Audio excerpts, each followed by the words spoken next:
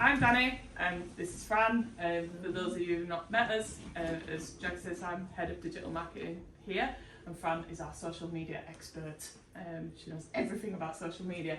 So I brought her into supporting me with this, as obviously this is a lot of what she does day to day.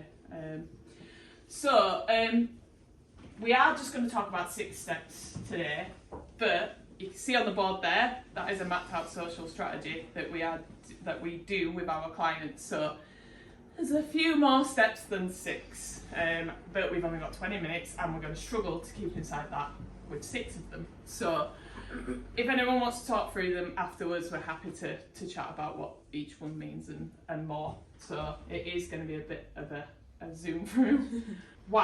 Why do we need a social media strategy? That's obviously the main question that's probably on a lot of people's minds is why? To give you a quick overview of what's going on, in 2023, a load of research was done by We Are Social and Meltwater. They pointed out that the number of social media users is growing, and in terms of the population, we're looking at 84.4% of the population are now using social media. So if your business is not on social media, then you're missing a massive opportunity to reach these people. Interestingly, when we look at things like the population of age versus the population, obviously that's a lot higher. We're seeing the total amount of internet users has now risen as well. So people that are using the internet, 86% of them are using social media on the internet. Average time that, we put some posts out about that recently, we're seeing that going up, but obviously the amount of social media apps are going up as well. There are more social media apps out there and more coming as well. And we're also now seeing that the split between female and male is a lot more even than it's ever been. So it used to be a very female dominated industry because of things like Pinterest and Instagram. So what's the point of a social media goal?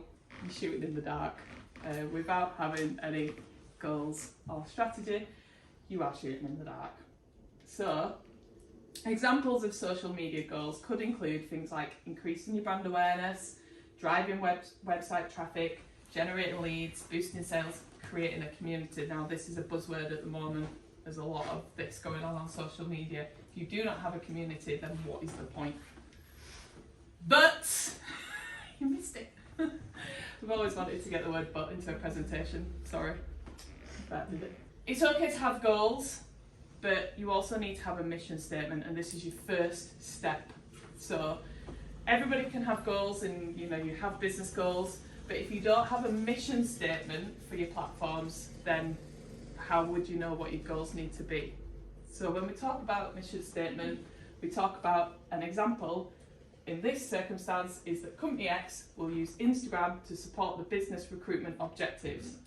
So basically it's looking at the platforms and going, right, okay, we think we need to use LinkedIn, we think we need to use Instagram, and we think we need to use TikTok. But why? How do using those platforms support the overall business objectives? What is the mission? What is the reason why you are using those platforms? Once you have that then allows you to build out your goals and consider your metrics based on that mission. Hopefully that makes sense. So now we've got that mission, we know that Instagram is going to be about the recruitment side. We can think about, right, okay, well, how can we measure the success of that and what goals and metrics will we use? We'll look at things like community engagement. Again, it's that word. Again, getting our tribe involved. It's all right having followers, but you need to do more with them to ensure that they are engaging and looking at your content. Otherwise, it's a ghost town. Might as well be in the Wild West. So then you would use metrics like reach, impressions, engagement rates. Now I understand that if you're not social media, you probably have no idea what they mean. But obviously that's where you would need to start understanding what they mean, because without your analytics, again, you don't know what's working and what's not. Managing your brand reputation. So with this, then you'd look at things like how many times people are mentioning your brand, how many followers, how they're growing, and what are your employees doing to support that as well. And they are a big part of your social media strategy. Increasing traffic to your careers page, obviously looking at your analytics on your GA4, on your Google, which is now obviously the new thing that's coming in. Your click-through rate, how many people are clicking on your post and going through to your actual website. And then looking at things like your engagement rates, which is the new terminology for bounce rate within the GA4 program. So how many people go on your careers page, but how long do they stay there and what do they do when they're there as well. So you can see how social media works with the website as well. They do work together. Why do they matter? The mission statements, because they help manage your budget, which we all know when it comes to marketing, budget is a big thing that people, you know, MDs, managers, they want to know what's going on in terms of the budget. So it's easy to then align that mission statement with what your boss wants to see or what you as a business owner want to see as an outcome. They give you structure and clarity, so they enable you to remember, right, what is the focus of Instagram? Why are we using it? And if there isn't a mission for it, then stop using it. There's no point just trying for the sake of trying. They prove ROI and they provide alignment between all of those goals and those objectives. So the second step is identifying the right platforms for your audience. And the way you're going to do this is by creating an audience persona. And these are like fictional profiles you make of your customers that you want to get to come and buy your products. So when you do these, it's like doing a deep dive into who they are. You look at like their background, what their job is, where they've been, where they're going. You want to look at identifiers, which we kind of say are what are their personality like. Are they the more person that's a bit of a sharpshooter, they're fast paced, they're a bit more chill. These things are going to kind of influence the kind of content you're going to make. You look at their goals, so this could be their business goals but also their personal goals. And then you look at their primary challenges. Again, this one tends to be a bit more business based, but it's something that's going to help you decide what kind of content you want to create. You also want to look at like the sources of information, and you kind of want to actually go quite particular with this. So where are they getting their news from? Is it LinkedIn? Is it the BBC? Is it which social media channels are they going to? Is it Instagram, Twitter? Which groups are they in? Where are they kind of actually spending most of their time? Another one is topics. This will just kind of say where you want to kind of base your content off, what they're interested in. And then influencers as well. So it could be like the bigger ones like the Stephen Bartlett's, or it could be more niche ones to your industry. Overall then, at the end, the most important part is this bottom bit. So it says, what does this tell us? This is going to summarise everything and tell you what you need to do and how you're going to help to get that customer to engage with your content and get them onto either your website or buying your product. And this little bit over here is just the demographics. These aren't set in stone. So you don't have to say if, oh actually, it's a woman or a man. It's just a guide and it helps you kind of create this person. We give them names, so then when you're kind of looking at your goals and stuff, it's like, is this what Martin wants? Is he going to be interested in this? It really makes it become a person. Okay, so we kind of touched on it a little bit already in terms of the review and refocus existing platforms. So looking at the platforms that you are using. So we know there are a lot of them out there. And as we said earlier, there's more coming. But we are going to talk about these two in particular because it's all right having your audience and thinking, right, okay, well, now I know my audience, where are they actually on? So you might be trying to put content out on several different accounts, several different platforms, when actually you might only need to focus on two. So Fran, TikTok expert over there, loves TikTok.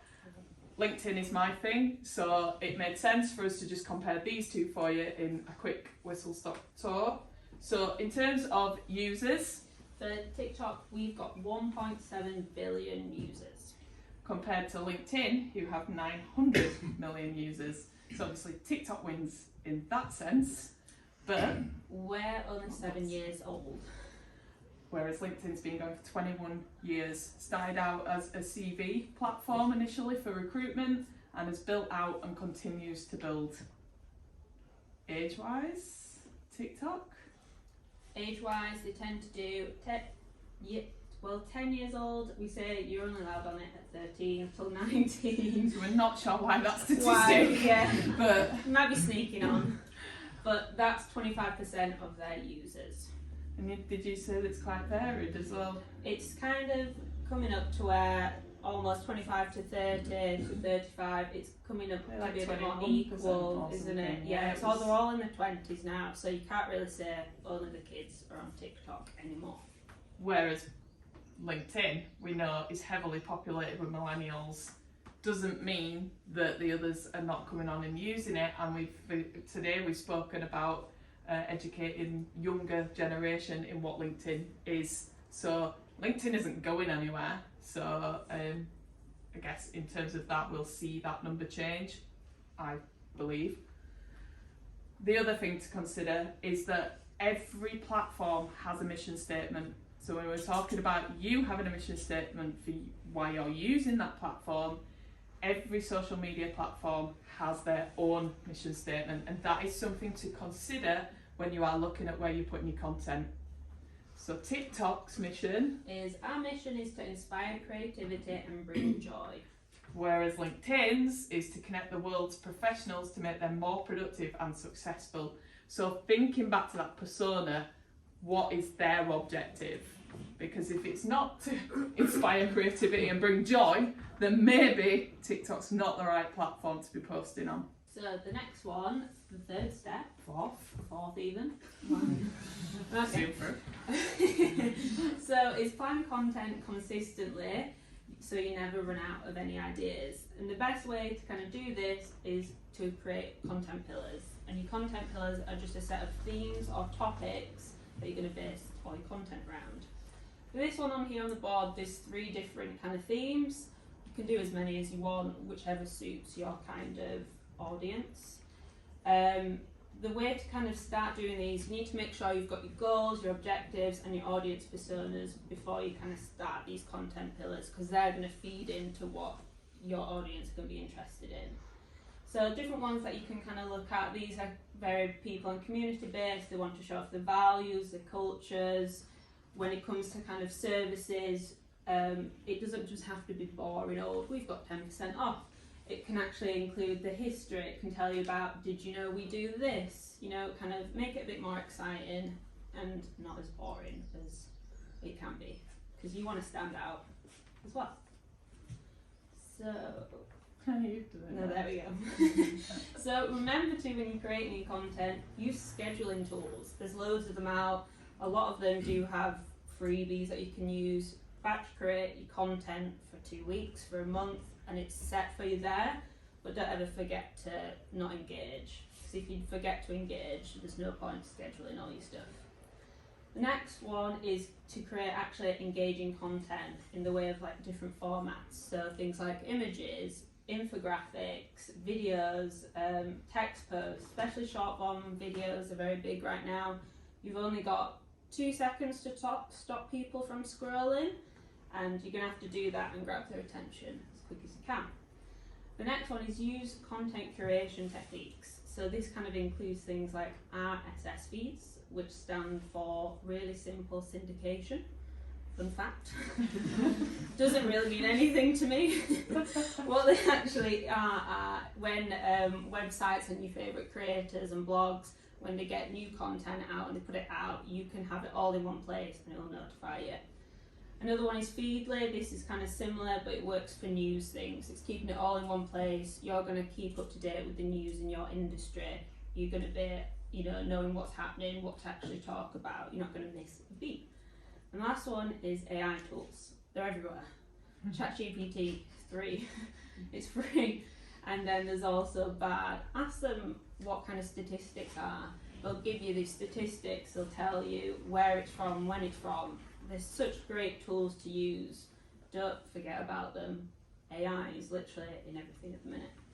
And the last one is empower your employees. Your employees are your best advocates.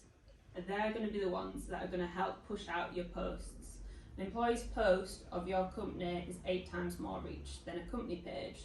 So don't kind of forget about them. Encourage them, but don't force them to do it. If they don't want to do it, they don't want to do it. It's alright. Okay, this is actually a really big one that a lot of businesses don't do. Is actually give your social media profiles their own voice.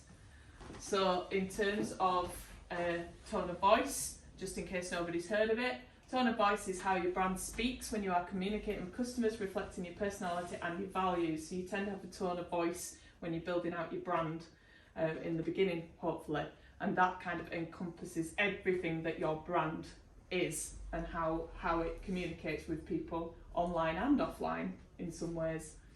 However, when it comes to social media, your tone of voice can be different. It can be adapted from that original tone of voice, depending on the audience that you're looking to communicate with. So you might want to make it more fun. Examples like Aldi, Innocent Smoothie, you know, they've got very quirky social tones of voice. They're very different to probably what their brand tone of voice is. If you go onto their website, it's probably not going to be written the same way as their social media is. So it's thinking about giving it its own voice. Don't just give your customers something to talk about, give them some body to talk about and to. So this is Xpand. Essentially, when you talk to Xpand on social media, you are communicating with a person. That Xpand LinkedIn is a person. So think about your social media platforms like that. Think about them as a communication tool. Create conversation. That is what social media is about. So if you adapt your voice slightly so that it's a bit quirky, so that you can have a bit of sarcasm or you can have some fun, or you might adapt your LinkedIn, you might think, no, I want to be more serious on there because we're finance and we need to be, but you know, whatever, you need to work that out. Picture the scene. Ready for some role play now. Hey. Hi. Hi, I'm Danny. My stuff's 50% off right now.